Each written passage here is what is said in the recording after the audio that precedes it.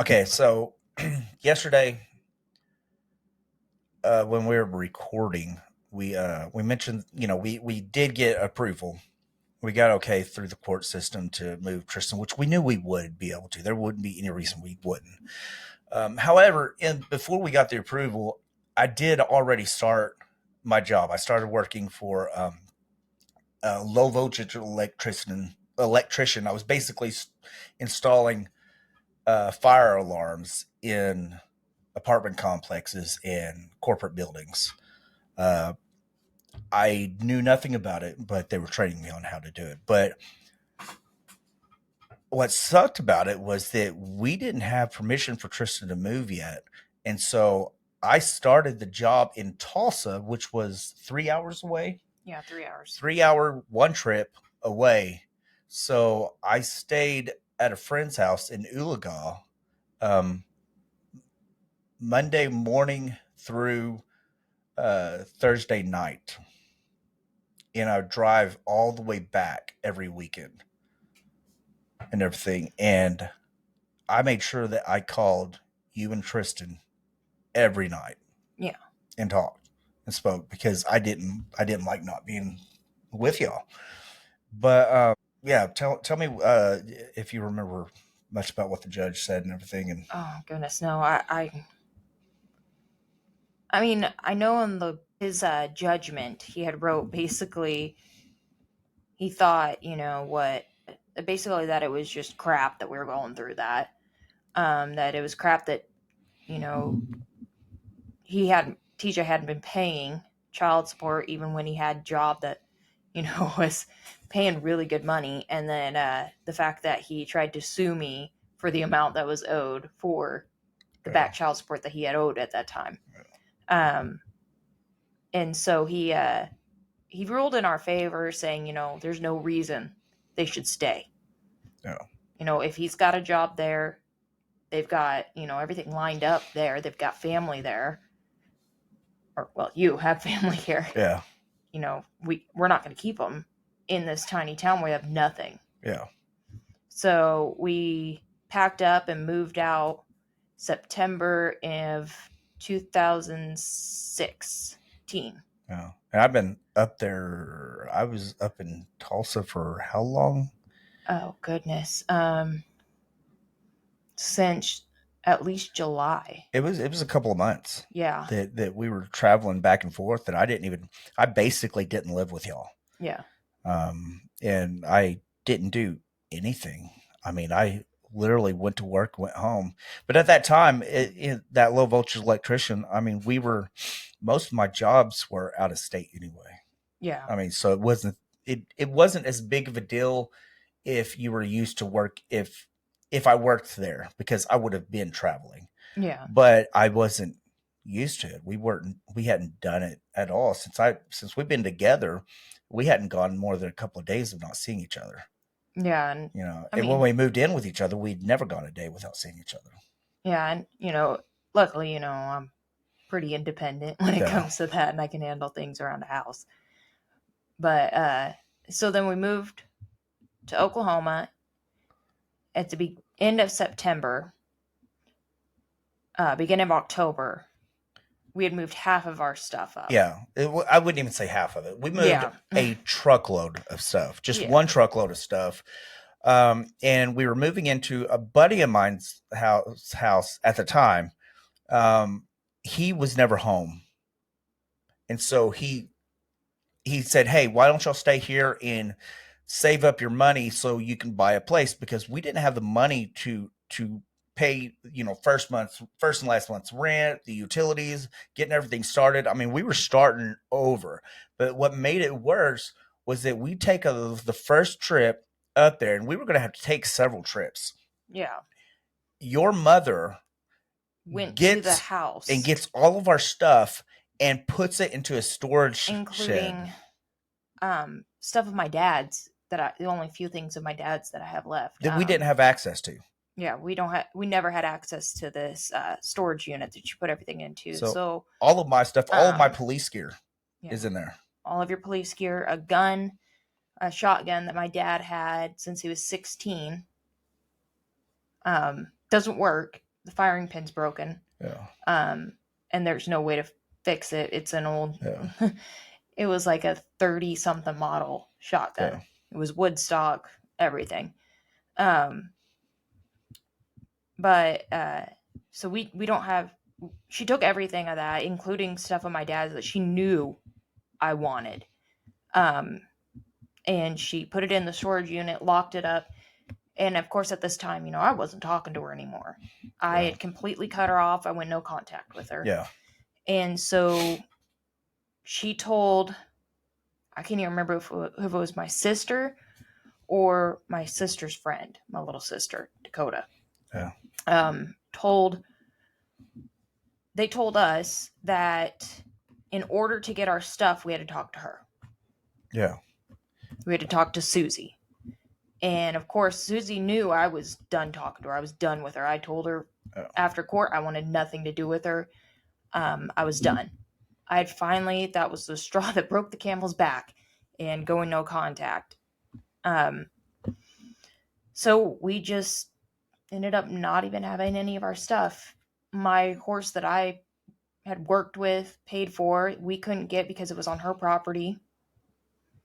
A horse I had trained, I couldn't have anymore because it was on her property. Yeah. She made sure that no matter what we owned, everything was in her name. Yeah. And that's the way narcissists are. They make it where you don't have any control. And you feel like you don't have any control. She even, it was funny. It was comical that before you quit talking to her, she had actually told you, when I was standing right there, y'all don't know what it's like to live on your own. Yeah. I was 34 at this time, and I'd been living on my own for almost 18 years. I mean, completely on my own. And she's sitting there saying that, and I'm like, are you nuts? Yeah. I'm like, but it was complete control. It was a narcissist, and I've dealt with narcissists, and people will call people that are just arrogant narcissists. There's arrogant, and then there's true narcissists. The true narcissist has control and will fight for control regardless of what they lose to gain it. They want to make sure they have control, and she couldn't win. It was a really difficult time. So anyway, when we moved to Oklahoma, we went to my brother's wedding, like within a couple days of us just getting stuff up here. Yeah. And I love my brother Tyler. And we went to his wedding, to his wife Jacqueline. All my family was there. Not on your mom's side. Not on my mom's side, my dad's side. That's my family.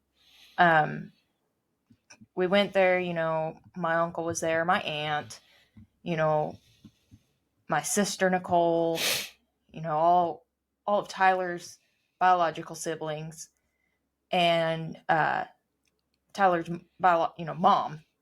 Oh.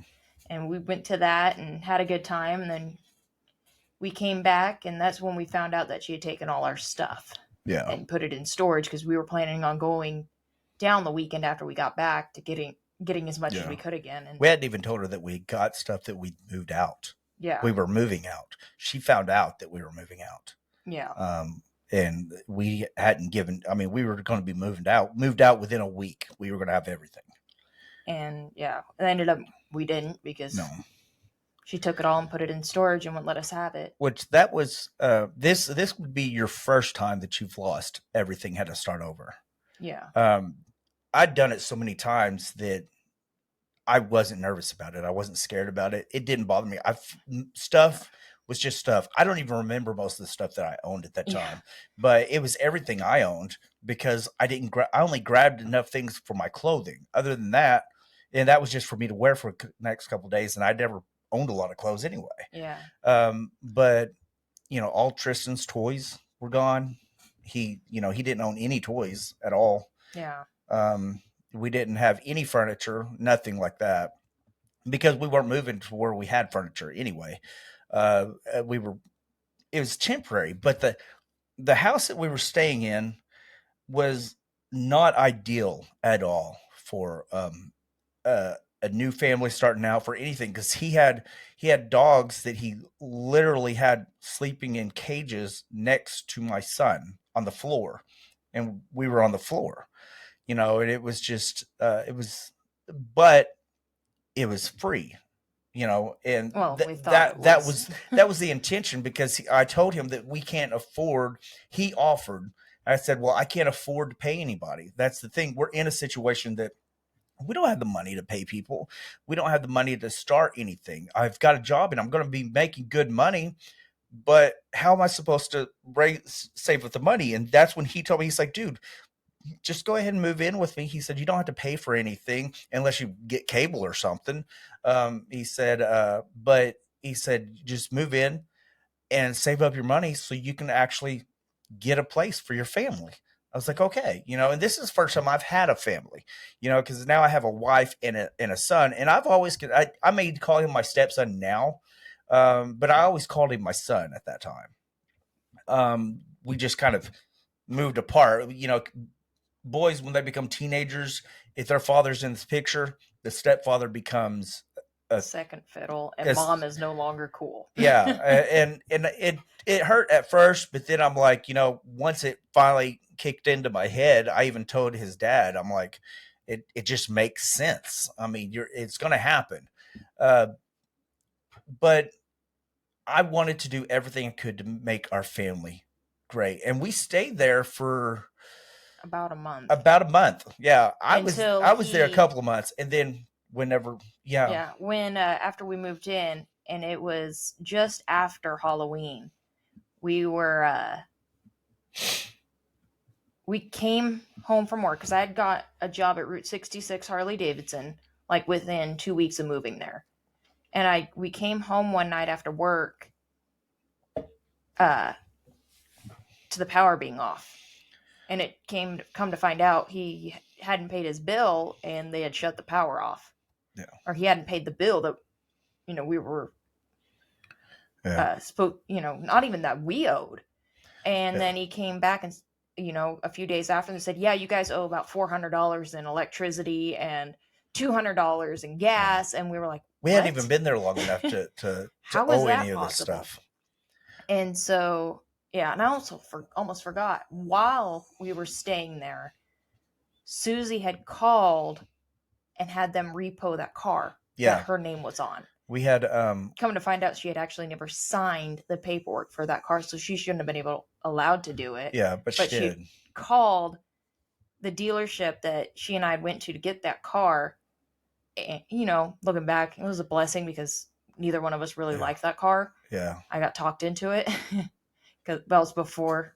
But it was another power play, because we didn't owe anything on the car, but she said the car was in her name, and we had stolen it from her. That's what she said.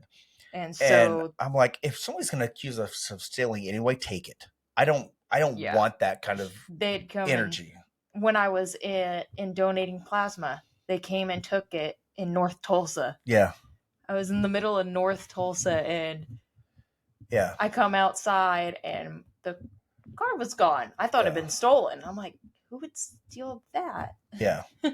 But come to find out, it had been picked up by a tow truck, because she had told them to come get it. We'd happened to we got another truck for me. We had we just got recently. It. And so we were able to make it work.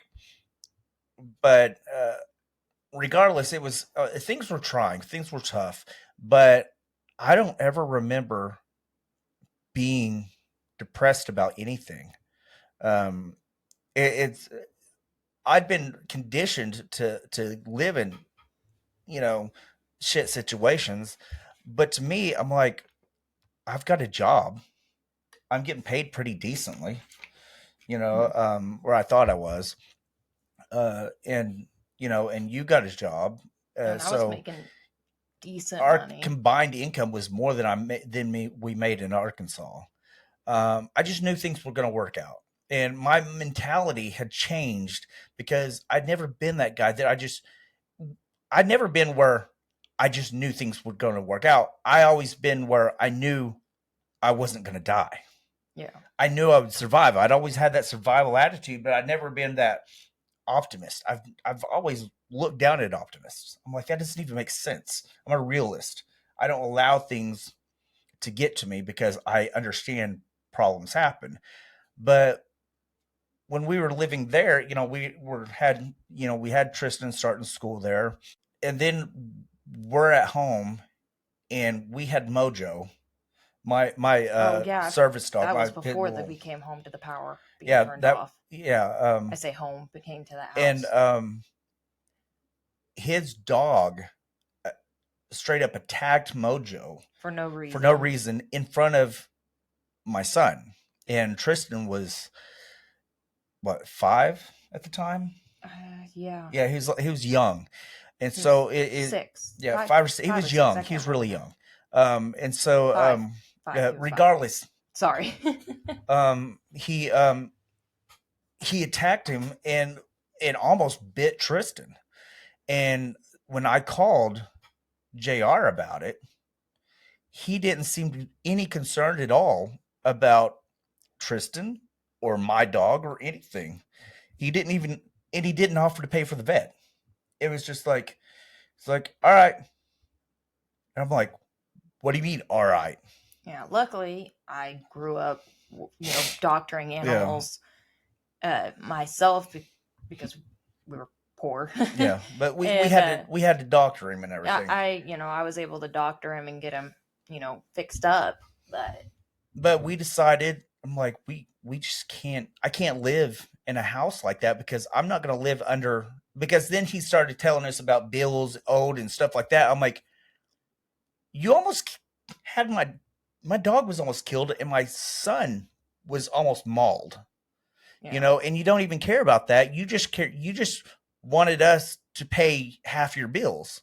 Over half Our bill, over the half the bills and stuff. Because he owed to the electric company. That's why they turned it off. Yeah, which he never told me about that. So I didn't know that was his plan. I said, we're not capable of doing that. That's because if we start that, then we're never going to get moved out. Yeah. Because we're going to constantly be being roommates, and I didn't want to be roommates with him. I mean, I didn't want roommates. Well, a buddy of mine, the same guy I talked about, years earlier, that allowed me and my second wife to move in with them in Tahlequah. He offered us a room. And this time it was actually, it was a room, and and my son had a bed. Yeah, didn't charge us anything, and our son had a bed.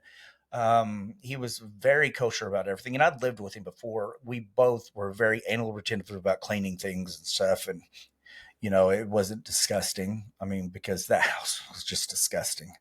But more than that, I don't look a gift horse in the mouth. I really don't. If somebody's helping me out, I don't look all like, well, this house is gross or anything like that. Like, well, and if I would have moved in knowing that I was going to be paying stuff, yeah, of course I'd pay things. But that was the deal, is that we couldn't. We didn't have the ability. So we move in with my buddy Zach. I call him more of a brother than anything. But he didn't ask anything. Not one thing. And we moved into a better situation. It had been a small step.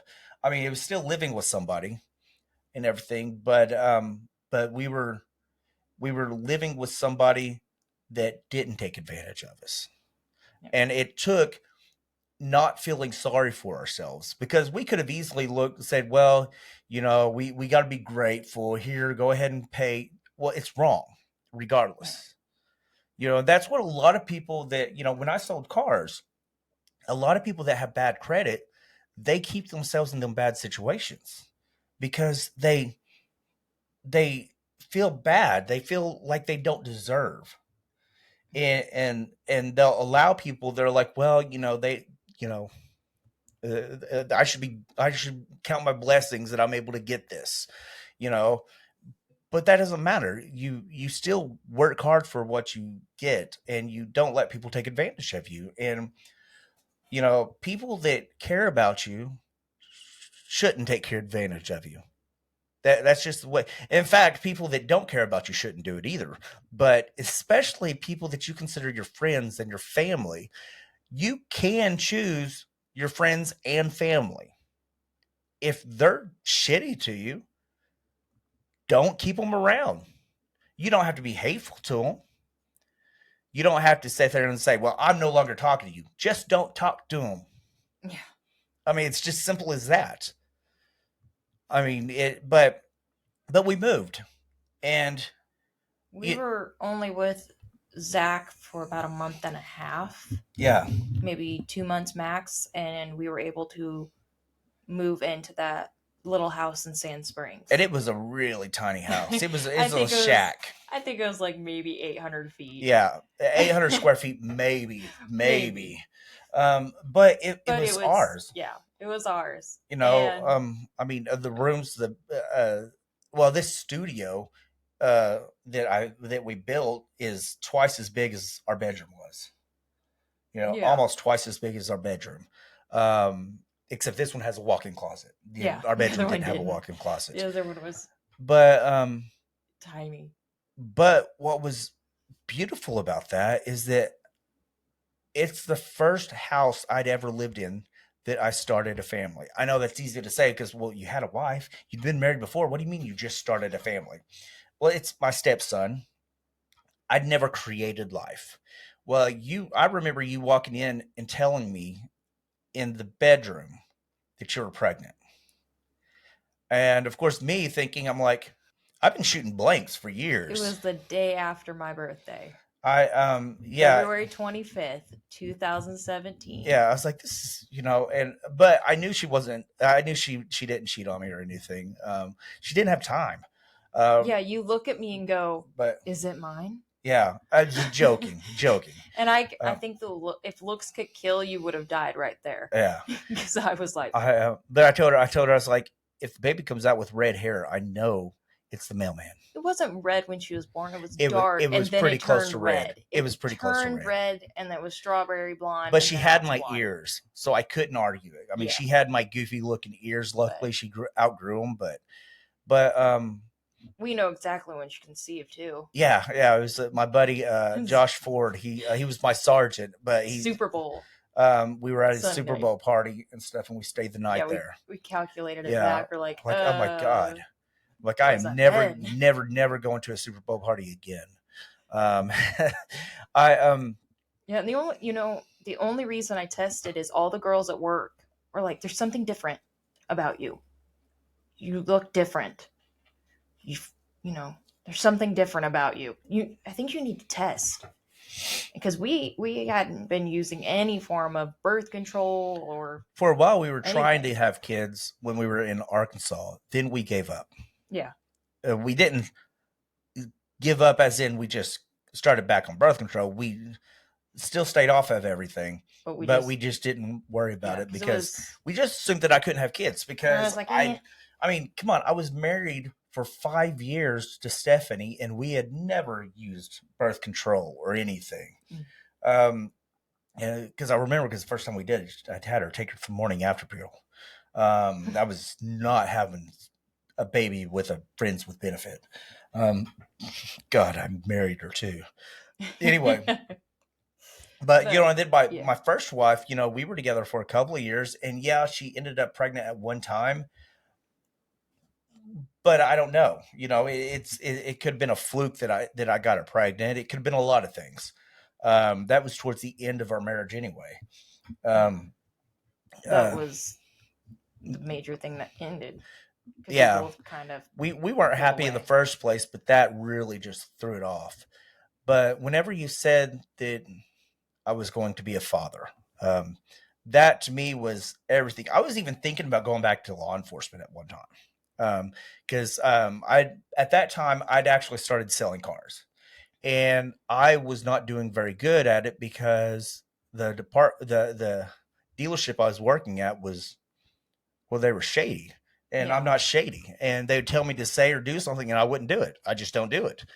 And I almost quit law enforcement, but whenever she ended up pregnant, I'm like, I cannot be a cop, because I know for a fact that in order to pay bills as a cop, she would have had to work too. Yeah. And that was not going to happen because, I just know I was not going to have my daughter being raised by the school system. Before we knew she was a girl. Yeah. Well, we didn't know if it was going to be a girl or a boy. I always told you from the beginning that I thought that she was a girl. I did. I told you I had a name.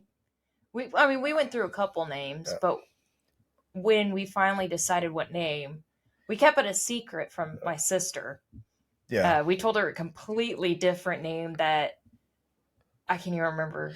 But if you backtrack this to 7 years, I actually saw a medium in Colorado, and she told me that I was going to have a daughter, and she even described her, and she described her with that she's going to have blonde hair for a while, and I'm like, and I thought, well, at the time my second wife, she had blonde hair, so I'm like, well, maybe that's possible, but at that time I was like, I can't have kids because we'd already tried. So fast forward, and it ended up coming true. But I knew I wasn't going to get it back in law enforcement. Now I was worried about money, and I'd never been worried about money. Yeah. Not that I didn't need to be worried about money. I probably should have been worried about money my whole life, but I never thought much about it. It's like every time I needed something paid, it ended up getting paid. Mm-hmm. I never had worrying, never caused it any to come to fruition. I get nervous now just because I'm responsible for my wife and my daughter. Other than that, I wouldn't care. I wouldn't ask money from anybody. I wouldn't, nothing. But and I wouldn't, work more hours to try to get more money or anything, or try to start businesses, because I would have never cared about money. Yeah. But I knew I needed to start caring about money, and I was working at Fowler because they had a draw of $2,500 a month, which was a lot of money. I thought, because it was more than I was making as a police officer, as a sergeant. So, and that was just the draw. I was like, if I start actually selling, I'll be doing good. But they made it where you never sold. So I almost actually quit my job, right, and gone into law enforcement, or at least look for a department to go to, and had to go back to that whole thing. And it's a process to get in as a police officer anywhere. But I had a buddy of mine that was a finance guy.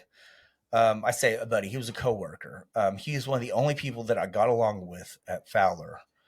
Well, I got along with some salesmen and stuff, but finance and stuff, they usually stayed away from me. Yeah. I didn't sell enough cars for them to care. But he first day when I was sitting there stressed out, he writes on a Post-it note, all it said was, "Trust Jesus." I was like, well, that's handy, but that doesn't do me any good. And I'm like, I was not very spiritual. I was not very Christian. I didn't really call myself a Christian. I did, but I didn't. I did just because I was in the Bible Belt, and yeah. I'd heard about Jesus. I knew a little bit about him. I didn't know a lot. I was not biblical by any stretch of the imagination. But a week later, I tell him, dude, I'm going to have to quit. I'm not making any money here. They're sandbagging me, so I don't make money, and so they make money, but I won't, and stuff. I can't do this. And so he tells me, go to Nelson Nissan. He said, that's where I went. He said, and I'd go back if I could. He said, but they have a to-hire policy. They will only rehire you one time. After that, you're never coming back. And he's already been rehired before. So I went there on my lunch break. And while I was waiting for one of the managers to come talk to me, this older man came up to me and started talking to me that looked like Colonel Sanders.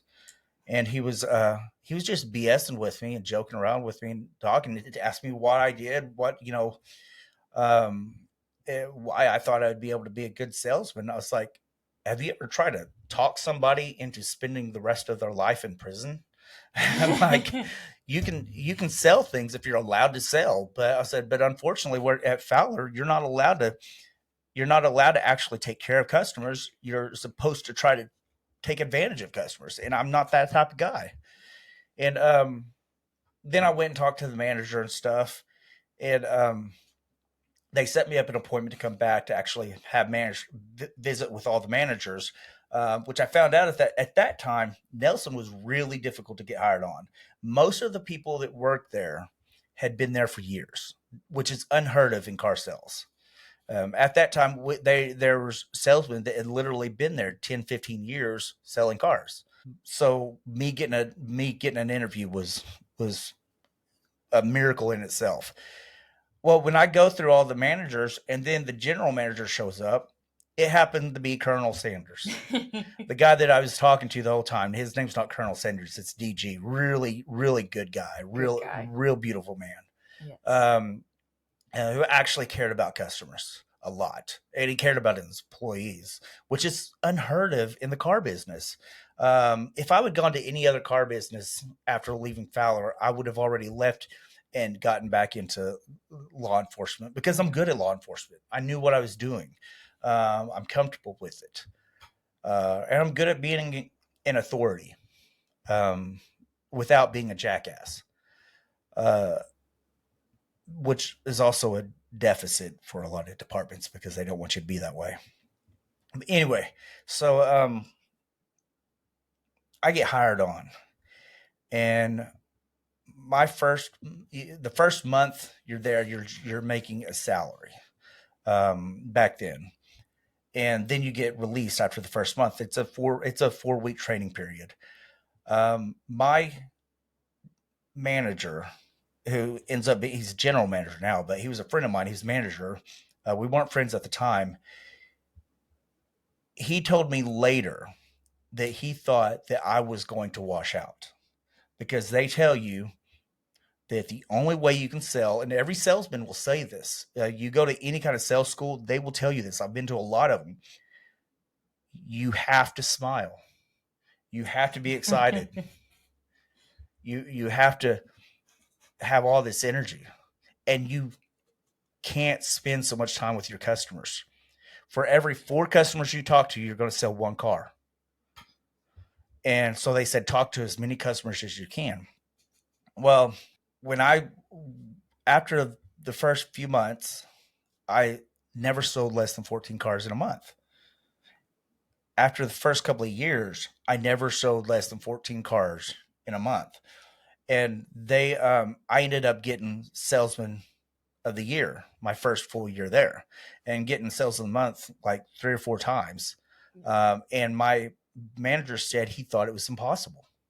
But what they had found was that they couldn't do several things. They could not tell me. He tried telling me, he said, now, when you go in there, you need to say this, be excited with this. And I looked at my boss, and this is before they even knew me, I said, no, I'm not going to do that. They will read through my bullshit and see that I'm not. No. So I was like, I'll just go in there and talk to them. And they also learned another thing. Don't rush me. I may talk to you. A normal salesman will talk to 3 people, and I'll talk to 1.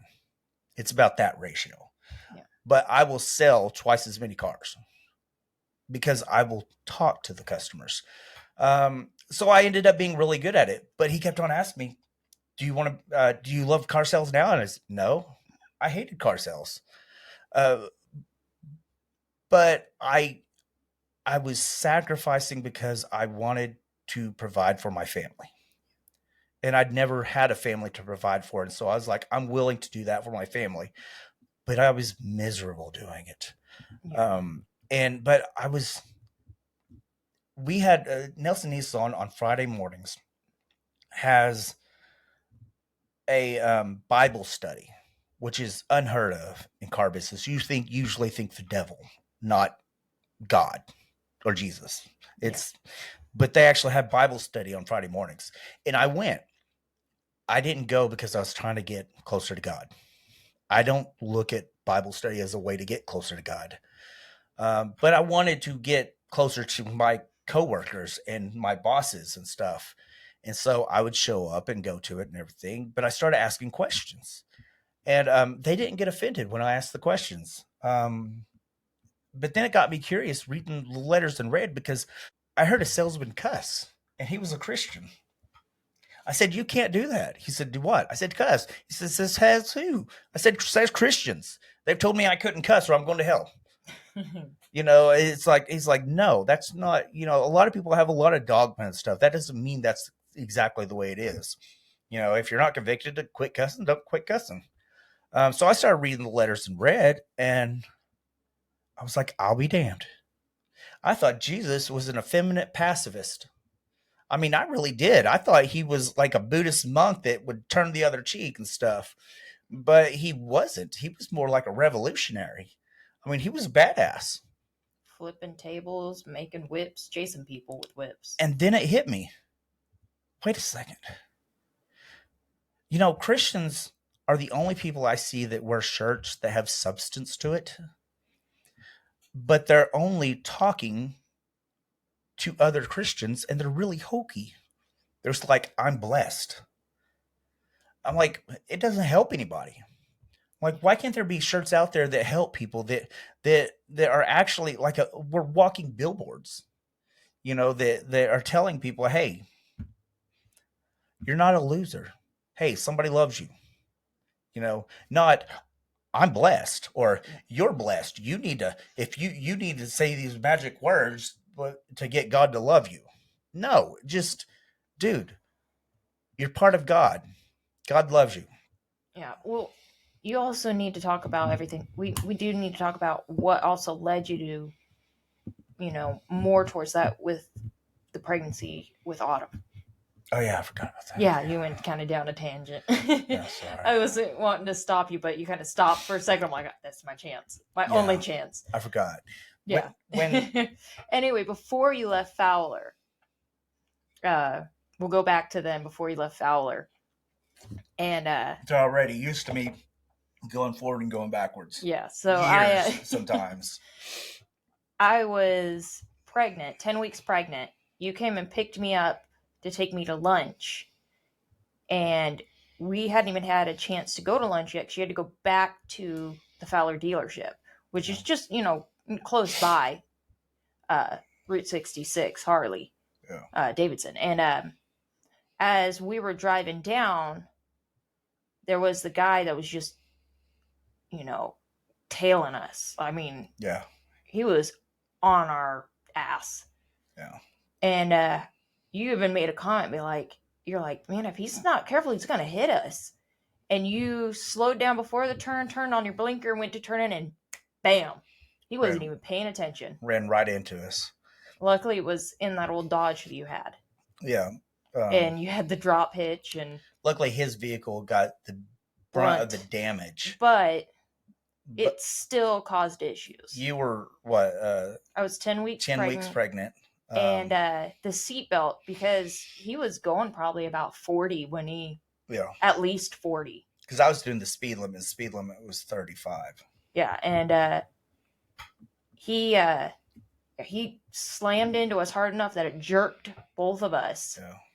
And of course, I wasn't thinking. I was like, "Oh, it's just a small wreck. It's nothing bad. None of us are real hurt." And we were waiting on the police to show up, and I started cramping. Well, as soon as we stopped, he gets out of the vehicle. I get out of the vehicle. Yeah. His son comes around and starts cussing, and he starts cussing around. And I just point. I didn't say I was a cop at that time. I just looked at. I pointed at his son. I was like, "You need to get your ass back in your car, and you need to give me your driver's license and insurance." Yeah. And then it just kind of became obvious. Yeah. And then we pulled up. We got out of the road and pulled up to the dealership. And where he had, because we were turning and he had his kind of not square on, but it kind of at an angle. If he would have turned his wheel to the right, he would have done the pit maneuver on us. Yeah. Because he hit us right in the sweet spot of the pit maneuver. Yeah. And so, anyway, we get up to the dealership And as my adrenaline starts, going back down, that's when I started getting the cramping. Yeah. And PDD or TBD still did not show up. And this had been 30 minutes. So I called my doctor's office and asked them what to do. And they said, you need to get to an ER right now. Yeah. And so we got all, as much information as that we could. And then we went to the ER. And he was trying to leave the whole time and said, yes, can I just come back? He did leave. Yeah. Well, I ended up letting him. Yeah. But not until he gave me his driver's license, and I took a copy of his driver's license, took a copy of his insurance, got his phone number. I think you held his driver's license. I did. and I also made him write out a statement. Yeah, saying that he hit us. Yeah, so when he tried to fight anything, I had a statement that he wrote out right then. Yeah. Which he shouldn't have done, but he was trying to go get methadone. Yeah. He was on his way to a methadone clinic. You could tell he was needing his fix. It the way he was acting. So after we get all that said and done, we go to the hospital, and of course they get us back fairly quickly. Yeah. And they do an ultrasound, and they find that the seatbelt had caused a hematoma in between the uterine wall, or the uterine wall and the placenta. Because where the seatbelt was sitting on my stomach, it was like just perfectly right there across the placenta. Yeah. So it caused that hematoma. And well, you just keep an eye on it at your next doctor appointment, have them do another ultrasound, make sure everything's fine. Well, the next ultrasound was the anatomy scan. Yeah. And that was a whole interesting thing in itself. Yeah. We went in for that. I was almost 16, 17 weeks. Yeah, that's when they thought you might have trisomy. She had trisomy 18. Yeah, because she had markers for it. And they said, we're going to send you to the specialist, and we're going to do blood work and everything like that for it. Yeah. Of course, I'm completely upset because I'm like, yeah. I know people who've had kids with trisomy 18. They don't survive. Yeah, they don't survive. I will say this right here was, I've had lots of lessons in my life that told me this. And so I'd already come to that belief system anyway. But I've said, and it wasn't until this moment that you'd ever actually been in a situation that you'd thought about it, that every bad thing happens for a good reason. Yeah. You think it's bad, but bad is a relative word because it may seem bad, but it's going to be a benefit later if you allow it. If this wouldn't have happened, they would have still thought that we had trisomy. Yeah. Because of the markers. And we wouldn't have been able to pay for it. But because the insurance saw that there was the hematoma and stuff, they had to they had to take care of it. They had to look at it and closer. And so they paid for it to look get closer, and to see things. And that's how we found out anything. Well, we got back the blood work that said she didn't have trisomy 18. Yeah. And I had asked the doctor, said, should we still go to the specialist? And they said, yes, just go, it's you're already scheduled to do it. It's, just go, have them double check everything. Even though the blood work's fine, have them double check. Well, we get to the specialist and they do the 4D ultrasounds. Yeah. And, so they did a 2D and the 4D. I think it's 4D. Is it 3D? I can't remember. 3D ultrasound. Yeah, 3D. And they didn't go through space-time. They said, 3D. Hey, it's late. But they say, she's fine. She doesn't have trisomy 18, but we have two concerns. One is she's got a small hole in her heart. Yeah. Well, they didn't say she's fine. They just said that she doesn't have trisomy 18. Well, she's fine with the trisomy 18. But she has a small hole in her heart we want to keep an eye on. And you actually have a pretty decent sized cyst on your placenta right by the umbilical cord.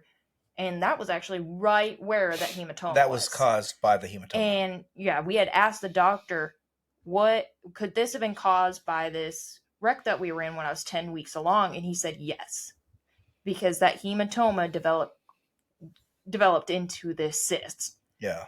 And he said, you've got to come back every 2 weeks until you deliver so we can do an anatomy scan and every 2 weeks and keep an eye on this cyst. And we actually had to deliver early because they said there's no sense going any further than this. There's 1 point. No benefit. There's more risks. Yeah. And so we'll do this. And that way, we can hopefully not have to have a C-section or anything like that. Yeah. So, and we didn't, luckily. No, we went to my regular OB/GYN and we went to the specialist. So we were at least every week, every other week, we were at a doctor of some sort. Luckily, I worked at a place that was very flexible. Yes. They were very willing to work with me. Some really great people. Yeah. And by that time I quit Fowler and I was going to Nelson. And they were very. You went to Nelson when I was 5 months. Yeah. They were, Nelson is a very family oriented. Yes. They actually cared. Again, not really, this was the 4th dealership I'd worked in my life. The 3rd one within months of each other. Yeah. And it's the first one that I've been to that they actually truly legitimately cared. Yeah. In fact, they made me take off whenever we were having Scooter. Yeah. Which I call her Scooter because she never crawled ever. Like not at all. And it wasn't because she was underdeveloped or anything. She just didn't see the point in crawling. She could scoot there faster than she could crawl, and it didn't hurt her knees or anything. And then one day she just decided to stand up, and the very next day she walked. But she wouldn't walk without holding your hand at first. Yeah. Until she was 15 months, and then we were at Nelson's, and she just decided, well, I'm going to let go of Daddy's hand and walk. And then, 2 days after that, she tried to run and fell and gave herself a goose egg. But she still kept trying, and she's still like that. Yeah, well, we delivered at 39 weeks because they said there was no benefit. One, they didn't want the placenta the cyst on the placenta to grow anymore, and they didn't want her to grow anymore. Yeah. Because this placenta, oh my goodness, this cyst on the placenta would just continue to grow. Yeah. And they were afraid that it would grow or move and start cutting off the umbilical cord, or she would even push it onto the umbilical cord because she grew too big. Yeah. So, we were induced on October 11th, 2017 at 39 weeks. Yeah. And we get there at 6:30 in the morning. You took Tristan to school while I was getting pumped full of all the good stuff to get, labor going. And I was scared to death because of finances, because now I am responsible for a new life. And both my bosses convinced me to take a week off. Yeah. And I'm like, I've got to sell cars. I can't do this. I've got to. And they're like, just have faith. At this point, I didn't believe in faith. Remember, faith, a lot of people don't understand. Your first experience dealing with faith is your parents. And I'm not talking about them sending you to church and stuff. I'm talking about you have faith that your parents are going to feed you. I mean, even you growing up, you knew your parents were going to feed you. Yeah. It wasn't something you thought about, I mean, now you would eat something no matter what. Yeah, you were going to have something. It was that you knew that they were going to feed you. Yeah. I didn't have that. I didn't know. And so I grew up not knowing somebody was going to take care of me. Just because they're related to me didn't mean anything. Just because they said they were going to do something didn't mean something. And so I didn't have faith. And so I'm sitting here supposed to have faith that I'm going to sell enough cars that I'm not going to work the last week of the week or the last week of the month in car sales. 30% of the month. 30%.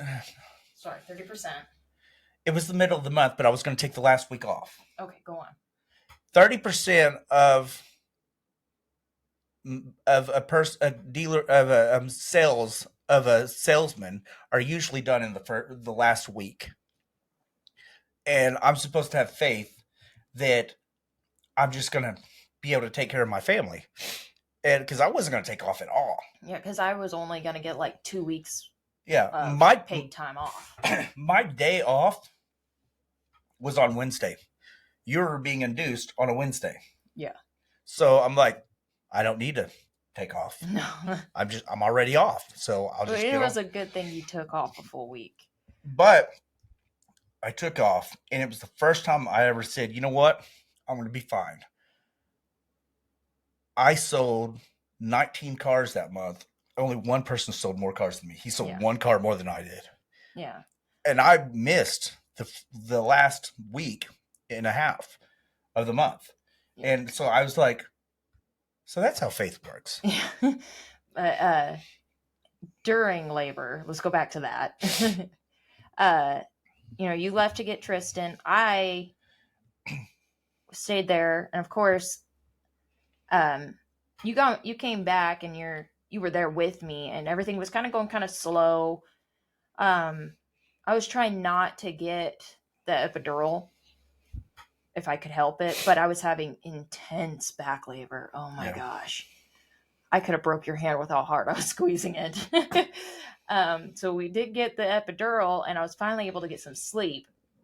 And then it was time to pick Tristan up from school so you could take him to the daycare. Yeah.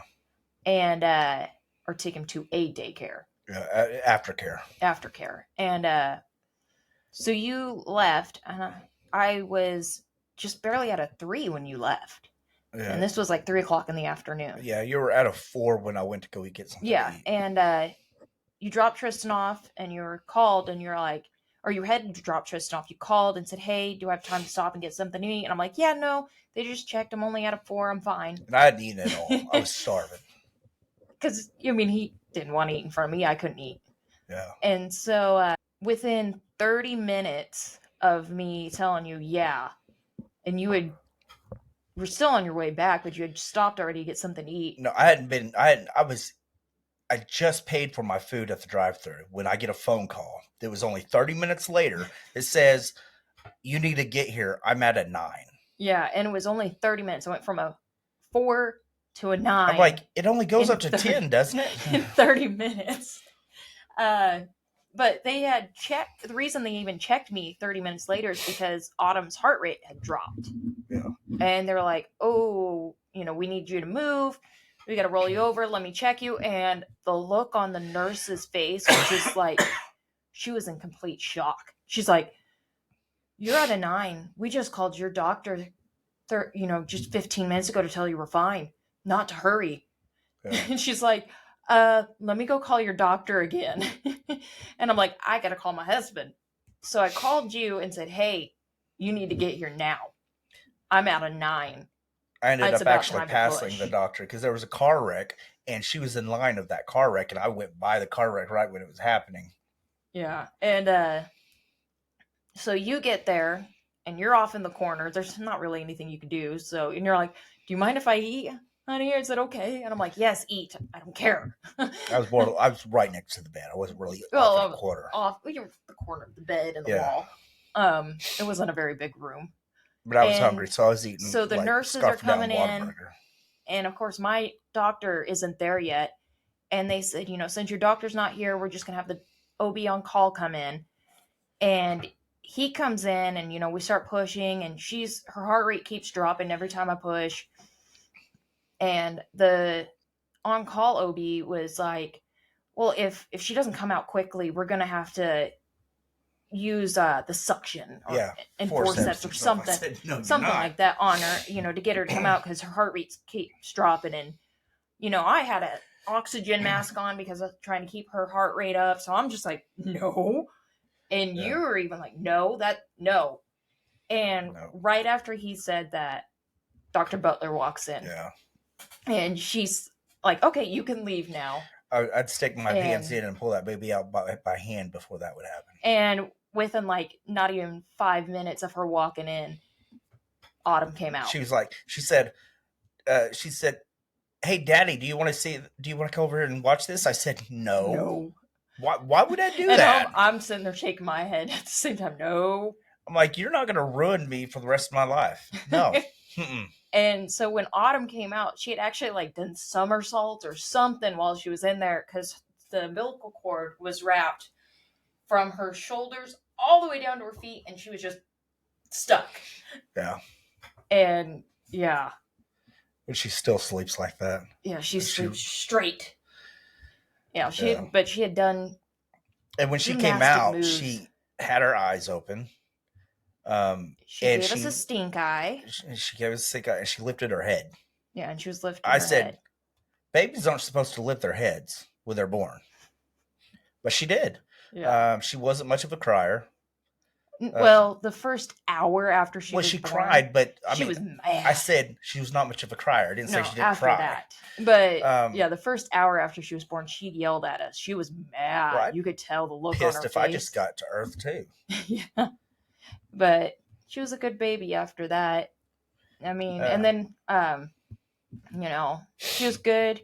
She went through cluster feeding there for the first few days. And then at 5 days old, we were sitting in the living room. She was 5 days old. I had just fed her. I had burped her. Well, I was holding her. We had the one in the bedroom first, didn't we? No, we didn't. That was second. Oh, we were sitting in the living room. And she spits up as I'm holding her. And she breathes it in and starts choking. And I can't, she's just choking. I'm like, Joshua, I'm screaming at you. Yeah. And I tell you to go get the booger sucker, the little suction thing. And I flip her over, just instinctually, flip her over on her stomach with her chest in my hand. And I'm hitting her back and telling you to suction her mouth at the same time as I'm hitting her back. And she is turning red. Her lips are starting to turn blue. It took, 5-10 minutes to even get her to start breathing again. She was not breathing for a solid 5 minutes. Yeah. And you called 911, and right before they get to the door, she takes in a big, deep breath. Oh. And the firefighters walk in first. And I know my dad's family, who are firefighters, EMTs, police officers and stuff, would never have said this to somebody. But he goes, when the EMT walks in, he looks at the EMT and says, oh, they just overreacted to a baby coughing up. And I almost punched him. I literally almost, I think my exact words, the fuck she did. Yeah. Or I said, the fuck we did. I was like, she quit breathing. And the EMT said, no, they did the right thing to him. And then came over, checked her out. We got her car seat out of your truck, and they put it in the ambulance because he said, let's just get her over to the hospital, make sure everything's fine. And I get in the ambulance with them, and the EMT was, I don't know the ambulance driver's name, but the one that held Autumn the whole way to the hospital was Rusty. His name was Rusty, and he would just, the way he held her was just like she was the most precious thing in the world. And the way he looked at her, and he kept me calm, because we know during the situation I'm calm, afterwards I break down. Yeah. And he kept me calm all the way to the hospital. We had her checked out. She was perfectly fine. All her tests came back good. She didn't have any issues from not breathing. And we asked the doctors, because we still hadn't quite made it up our mind about a pediatrician. And we had asked the doctors at, because St. Francis, we said, who do you guys recommend as a pediatrician? And they said, well, we just had one of our residents here, a pediatric doctor just finished his residency here. He's now at the Warren Clinic on South Memorial, Dr. John Lukeman. He's a great doctor. You should really check him out. So we did, and, took Autumn to Dr. Lukeman at 7 days old, and he's been her doctor ever since. But found out that she had a form of reflux that would cause her to randomly, even after she'd been burped, everything that would cause her to just randomly spit up, and then she'd suck it back in. So she had to sleep at 45 degrees. I was scared to let her sleep in her own room. So she had a little cot in our room with the wedge pillow under to give her that 45. And we started doing that, and about 2 weeks after that, she did it. I woke up. I was getting to that. She didn't do any. I woke up. Something felt wrong. I just woke up. I was like, and she hadn't started kicking yet. I wake up. I get out of my bed and I start walking, and that's when she starts kicking, because I didn't hear her at all. Mm-hmm. And she starts kicking, and she was kicking because she couldn't breathe. She was choking again. And so I grab her and I start hitting her back and everything. And I mean, I don't think we had to take her to the ER. No, we didn't have to, because she only choked for less than 2 minutes on that one. We caught it in time and everything, and it wasn't as much, but I just, being at that 45 helped it to where she didn't suck it back, all of it back down. She only. But if people listen to their instinct, we all have parental instincts. Even if you're not a parent, even if you're not the natural parent, you're going to end up getting them parents if you allow yourself to get close enough to somebody. Yeah. I mean, because that energy, that information's always there. That's how parents know what's happening, whether something's going to happen and stuff. A lot of parents nowadays, they're so mindless. They don't pay attention to anything. They're like, oh, yeah, it's just normal. Oh, yeah, I don't look at anything as normal. I mean, I don't helicopter parent or anything, but I don't look at like, well, oh, they do that, so I'll allow my child to do that. Yeah. It's not that way at all. I'm like, well, I watch her. I make sure that she's not, choking. And I knew that. Of course, she had always had problems with hiccups and with acid reflux. Yeah.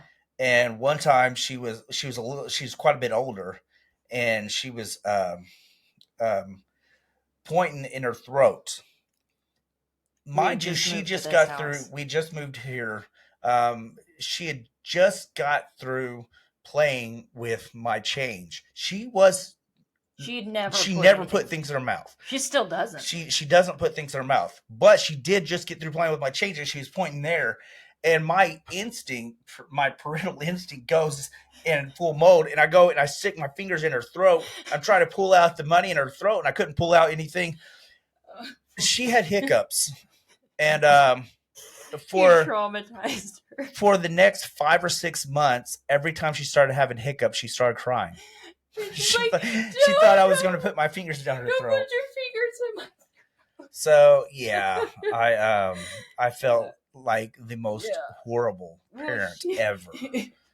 Oh gosh, yeah. Well, I mean, she's always been advanced for her age. I mean, she was rolling over at barely 2 months old. She was sitting up at 3. She had a full set of teeth by the time she was like what? 2. 2? But she was 1. She was growing her. She had teeth when she was 2 months old. When she was just 2 months old. She had teeth growing. Yeah, and she started getting them at 2 months. At the same time she rolled over, you could see them under her gums, and then by 2.5 months they had broke through. Yeah, and she was sitting up by 3, scooting around by 5 months. She could open pill bottles. Childproof pill bottles, because I remember they put me on some fibromyalgia medicine, and I just got it. I'd opened it, so it didn't have a seal in it, but it was She had closed. grabbed it She off grabbed it off the table. my table, the coffee table. the coffee table, and she opened it, and I just happened to look over, and there's all my pills, all 90 of them. So we counted like 3 times to make sure there was 90 and stuff. But she never opened them, put them in her mouth. But we couldn't lock like childproof gates. She figured out how to open them. She knew how to unlock them. Nothing ever stayed locked. And she was speaking full sentences at 10 months old. She's like, "What's this? What's that? Can I touch that? Yeah. Or can I touch this?" She's just very smart. I was nervous about it because knowing that I was diagnosed with Asperger's, with autism, and knowing that it's genetic, there's a good chance I've met my father that he has it. I have a nephew that has it. So I'm like, it's not a death sentence when somebody has it, but there's a lot of issues. There's a lot of miscommunication with autism and stuff. But when she was able to just come out speaking and stuff, I was like, oh, she's not retarded. She's has always been curious about things and how things work. Yeah. I mean, she was always asking to touch things. And I do exactly what most parents don't do. I touch it? Yeah, most parents will say no. She's a baby. And I'm like, yeah. Anything she wanted to touch, I'd pick her up and let her touch the animals when we were at like Bass Pro or at your Uncle Scott's house and stuff. She loves the elk still. Like touching everything, just like if it wasn't going to hurt her, I was okay with it because she needed to know. I mean, that's how you teach them. Definitely something else. But she, yeah. And then, she started walking, but she was still like around 10, 11 months old. She started walking, but she would hold on to things because she didn't want to let go. She was scared about that. She was chunky, been able to... and she was bow-legged. Chunky monkey. So the doctor actually said, of course she has problems walking. She's big. She's fat. She's short. So she was short, and she was in the top 1%.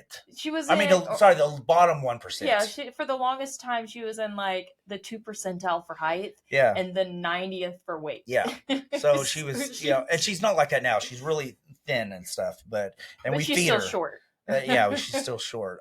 But she takes after me as a kid when it comes to being just tiny. Weight wise, well, I was tall, but I was tiny. I was short and tiny, and so I weighed $125 when I graduated high school. Yeah, and I was 5'9". I was $115 when I graduated high school. But you know what bothered me? What really bothered me? Whenever I had her, that's when I really started holding a grudge against my parents. I started thinking about that. I'm like, how in Sam Blazes, I've never actually said that word before, by the way, Sam Blazes, don't know what it means. But how can anybody walk away from their kid? Just walk away. My dad did it when I was born. My mother did it when I was 8 years old. How can people do that? How can they not take care of their kids? How can people not pay their child support? How can people? I was getting, and it took me a little while because I was starting to hold grudges, and I thought I'd been past that. I thought I was over that I didn't hold grudges anymore. Now I have a reason because I can see from a different perspective. I'm like, as a parent, how could you ever put anybody above your child? Yeah. I understand when you're married that your spouse in a way does come first, but not when it comes to making sure that child's taken care of. Oh yeah. And so I just did not understand. I don't even understand how people can put their kids in school, regular school now, public school. Yeah. After seeing all that stuff. She's homeschooled. Yeah. I'm like, she can do addition and subtraction, and she's technically in kindergarten. Yeah. People don't realize that you can keep your kid as up to par with all the other kids that are going to public school, and it'll only take about 3 hours a week. Yeah. and you can keep them up to date, because most of the classes and stuff is just BS classes. Yeah. She and I just work on stuff randomly. Yeah. I mean, like, we'll do, like, I'll have stuff and I'll be like, okay, add these together. What's 4 plus 4? What's 4 minus 2? And she loves learning. She absolutely loves learning. But her favorite thing to do right now is to write her name. Yeah. On everything. Yeah. But I don't know if I ever want to have another kid at all, just because I don't know if I'm capable, because I've never been there before. I just don't know. I was like, it's hard for me to fathom being able to love anybody but my child.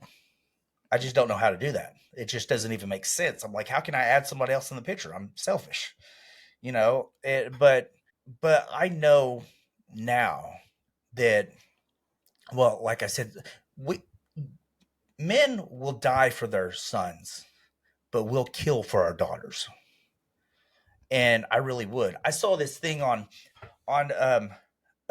some type of TikTok or YouTube or something like that, and these parents, these mothers were asking if they could kill. That somebody asked them, each parent, could you kill for your child? Every one of them said no. I was like, the fuck I can't. And here I am telling my sister that when Autumn gets old enough to start dating, I'm going to frame my targets and put them on the wall where whoever comes to pick her up and see it. I just don't understand why people think it's okay not to be willing to kill for somebody that you love. That doesn't mean that you hate the person. You don't kill because of hate. If you're killing because of hate, you're doing it wrong. No. Hate, your emotion should have nothing to do with your violence at all. Violence is pure 100% out of necessity. If it's not necessary, then you shouldn't be doing it. Yeah. So if I'm killing somebody for my daughter, it's because it's necessary. Oh, yeah. I mean, there's plenty of cases out there where a father catches somebody in the act of raping their child, and he beats them to death, and they get out of it. Or well, not the guy that died, but the father. It's because that's what we do. That's our jobs. Mm-hmm. That's what we were born to do. We have that in us. That brute strength that comes out of nowhere if you mess with our kid. But yeah, once she was born, everything changed. I mean, everything. I'm not the same person I was. My mentality, that's when I started thinking about business. At that point, I wasn't even thinking about the future. I was thinking about selling cars. That's it. And then all of a sudden, I'm like, I need to start a business. Yeah. I need to do this. I need to make it where I have a business going where I don't have to be at it, that I can take my daughter anywhere. That I'm not tied to somebody else making me money or me making them money. Yeah. But anyway, I do have to say something. She gets her blonde hair from me because when I was a kid, yeah, I had blonde hair. I got to throw that out there because both of us are brunettes. And her hair is turning dark. Yeah, slowly. It's still not quite there at all, but it was when she the first few weeks after she was born. It was really, really dark, and then it started getting lighter, and it went to like a red strawberry blonde, and then now it's this blonde color. Yeah. And my hair was light darker. When I was younger. It's gotten darker over the years. Yeah, that's how mine is. Mine's, I don't even know what to call this color now. I mean, this is, I don't know. Yeah. Oops, I hit the mic. But yeah, so anyway, I mean, sorry. I had to throw that out there because people are going to look at it and be like, where'd the blonde hair come from? It's the mailman's. Yeah. Yeah, you can't deny her. She has a lot of my personality. Oh god, she has your facial expressions. Yeah, she's not afraid to act like somebody's an idiot. Yeah, if she thinks somebody is being stupid, she'll give them the "Are you retarded?" look that you give people. And she is not afraid to tell people, like with me, she's not afraid to stand up to me. When I was getting, Tristan was just turning into a little shit. I mean, I was constantly getting onto him.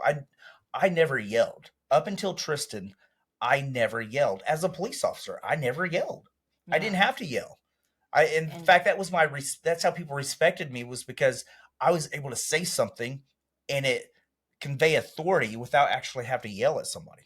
Yeah, and she'll if you're getting upset about something, she'll tell you, "Daddy, Yeah, go away." she's actually told me when I was getting onto Tristan, she said, "Daddy, that's enough." And I'm like, the first time she did it, I just stopped. I'm like, well, okay then. Yeah, and then I walked away. And she's a little smart ass. Yeah, at times. I mean, I don't even remember what it was the other day. You said something about throwing something away, and she said something like about some type of wrapper. She brought up. She goes, "You want this thrown away too?"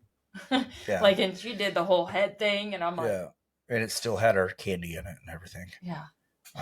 She was just being a smarty. Anyway, there's a child is a gift if you allow it. You can either let it control you and stress you out, or you can understand, well, children do certain things. You're going to have this certain thing that you're going to deal with. But if you allow something to happen, it's going to happen.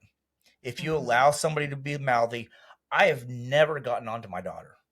I have never busted her butt. I've never yelled at her. She hates getting in trouble. But she does everything I tell her to. Yeah. I talk to her. I have conversations with her. I show her respect. And I don't let her get away with anything that she shouldn't be getting away with.